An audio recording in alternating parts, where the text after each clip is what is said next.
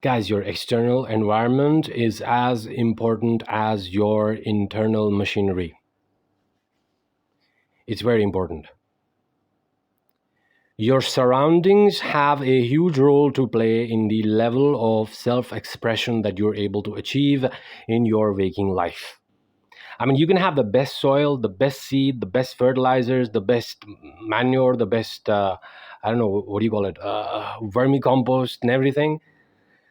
But if that seed is not in the right environment, it is not going to yield fruits. You cannot hope to achieve results that are impossible to achieve in the environment that you are. So the environment has a huge role to play. And I would say that, basic Vastu, everybody should know it. Basic Vastu. Yes, Vedic astrology is a great tool of inner discovery. And I am sure, I can tell you this from experience, that just by looking at your chart, very great astrologers can even predict what kind of houses you've been living in. But nothing can replace actual physical karma. As in, if you find yourself in an environment which is not suitable for you, you can always just change it with your hands. That's what Vastu is, basics. And I'll tell you, 8 basic points of Vastu that everybody should know. And they will make a lot of sense. I have seen, at least in the Northern Hemisphere, because a lot of Vastu basics are aligned that way. Okay? For example, just hear this part out before I actually get into the 8 points. For example, they say that south-facing entrances aren't the best in terms of Vastu. If you really look at it, it kind of makes sense. The sun moves along the south in the northern hemisphere in its journey from the east to setting in the west. If you had a house that was south-facing, the front of the house would get all of the light, all of the energy, and the back would actually not get any. If you actually look at it, the front of the house has the most incoming energy because the door opens the most, right? The other walls don't open up, okay? So you need some level of consistency of energy flow within the house. Let's get started. The first thing that you need to know is that north direction is where the most energy is. You don't have to do anything. You just have to, be magnetic and in free suspension, and you will automatically align with the north and south axis of the earth. So the north is where the most energy is. And north of any property should not be obstructed. You shouldn't have negative things happening at the northern corner of your, house, home, property, factory, whatever. Okay, it affects the luck and the inner contentment and the feeling of being able to move ahead in life. In the same way, the west is best suited for meetings, for interactions, for negotiations. West is the direction ruled by Saturn. It's a very practical direction. Okay, and it's normally a movement-oriented, airy sort of direction. So don't put anything very stable here. Like, don't put heavy machinery here. If you have meeting rooms, if you have conference rooms, if you have your PR department, or in your home, if you have a balcony, or if you have a dining area in the west, that is great. The energy here should keep moving. It's good for the inhabitants. Okay, now the southwest, this is the heaviest direction in terms of Vastu. The southwest, in fact, to quite an extent, the east as well, because the south is what you want to suppress the most. The south actually represents, it's ruled by Mars. It's like the how do I exactly put it? It's like the forest. It's like the open ground. It's like an 8-lane highway. There's a lot of energy in the south. And so the southern portion of your house should always be well constructed. I mean, it could be heavier than the rest of the house, as in you could have, let's say, staircases here. You could do that. You could have an elevator here, but don't dig it up, in the sense that don't put water here, because water is a very movement-oriented energy. It doesn't do well with the south, which already has a lot of energy. So quite often you wouldn't really ever have understood why people say that avoid southwest entrances, avoid southeast entrances, and you might think that south is a direction that needs to be stable all the time. It does not favor movement. The reality is the south has a lot of energy within it already. Yes, the north does, but look, the south is right opposite that. It's directly in the polarity. Okay, so the south has a lot of energy. I don't really like delving into these concepts too much, but the south has a lot of energy of how do I exactly put it, the underworld, you know, the shadow side, all of the things. That's why they say, everything's going south, everything's the south is typically representative of things going opposite to how you expect them to go. If you actually look at it, conflicts, which is what Mars is related with, accidents, all of those things, they're all related with the south, right? In fact, if you look at the direction southwest, it is ruled by goddess Niruti. I'm pretty sure it's goddess Niruti, yes. And that is a direction which represents death, decay, rebirth. Yes, you have to stabilize this direction, and you have to pray to whoever is in this direction to gain their blessings to be able to live a stable life. But this area should be as stable as possible. So you can have heavy machines, you can have your master bedroom, you can have what you say, you can keep your raw or your raw stock, your raw goods in the southwestern portion. Okay. Roundabout. So these are the basics. Moving on. Now, when you look at the direction east, the east is actually a direction of growth. It's the direction of inspiration. It's the direction of coming home to yourself. That's what the east is. East is representative of your consciousness. It's the understanding, is the idea of who I am, my identity.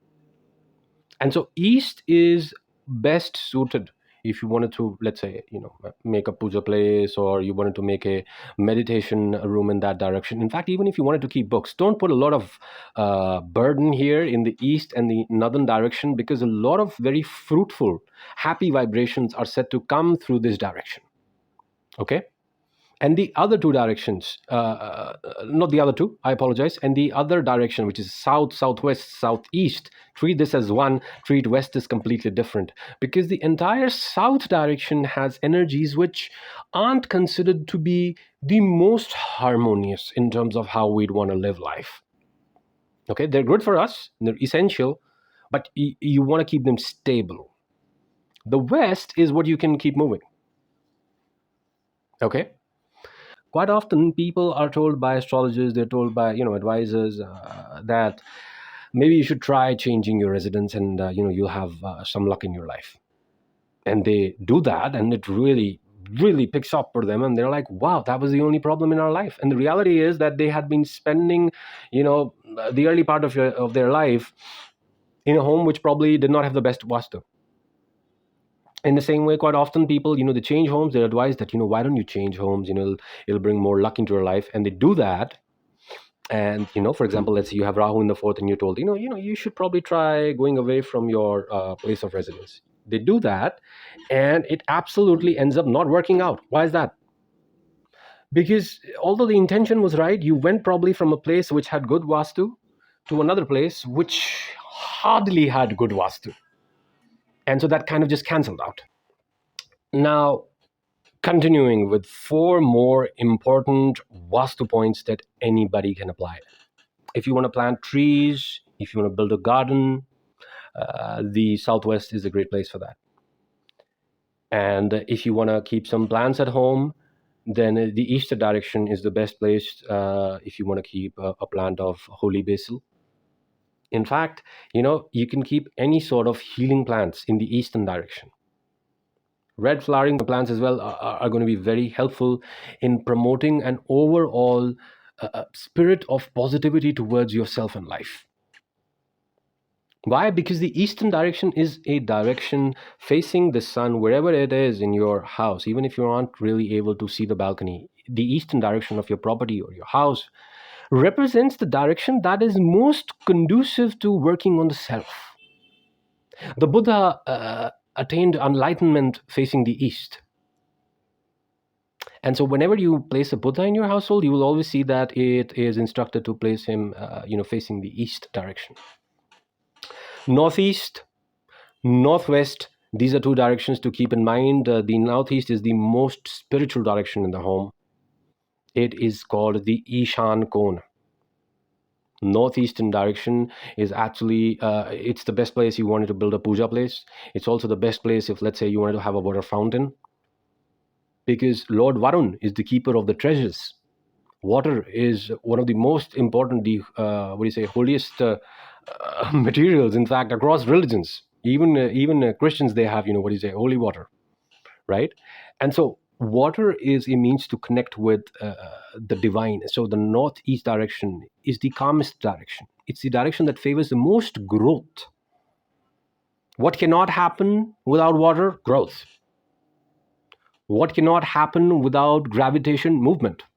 You combine those two things together, that is what the northeast, the Ishan cone, is about. Now, in terms of entrances,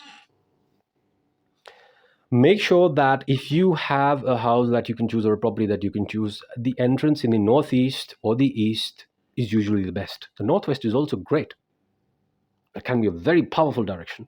But the northwest is a direction which can be a little bit more solitary compared to the other ones. The northeast is more free flowing. The east is more aspirational. The northwest can be a tad combative and independent. However, let's say you're a doctor, you're a dentist, you're a physician. Northwest, could be a great direction for you, because northwest is a direction that is ruled by Lord Hanuman. It's the direction that corresponds with the energy of conflict. It's the direction that corresponds with the energy of health problems and overcoming health problems, of fixing things, dealing with things. So it's really going to make you strong. Northwest is actually not a bad place where you could have, a workout sort of a place that you could create for yourself. Don't keep a lot of machines there. Don't make it heavy. But if you practice, let's say, yoga in the northwestern part of your home, that could be great. Okay. And finally, I lost track of how many points we covered. But finally, one thing, the center of a property, any sort of home, should ideally be kept free. And this is once again, a way of thinking which is quite consistent across different cultures. The center of the property is what you called the Brahmastan, and that should be left as open with as little weight as possible.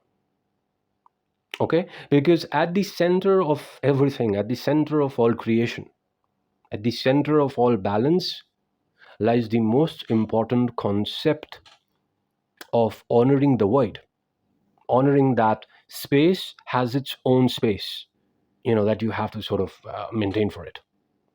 Okay, so just a few important Vastu principles that I wanted to share, because I thought, these are important points that everybody should know. And you don't really have to believe in it or not. You can just apply it and see the difference that it creates in your life. Okay? So this is Jay Kaushal, writer, motivation speaker, and life coach, signing off on another edition of It's Your Time to Fly. Thank you so much. Take care. Hari Om.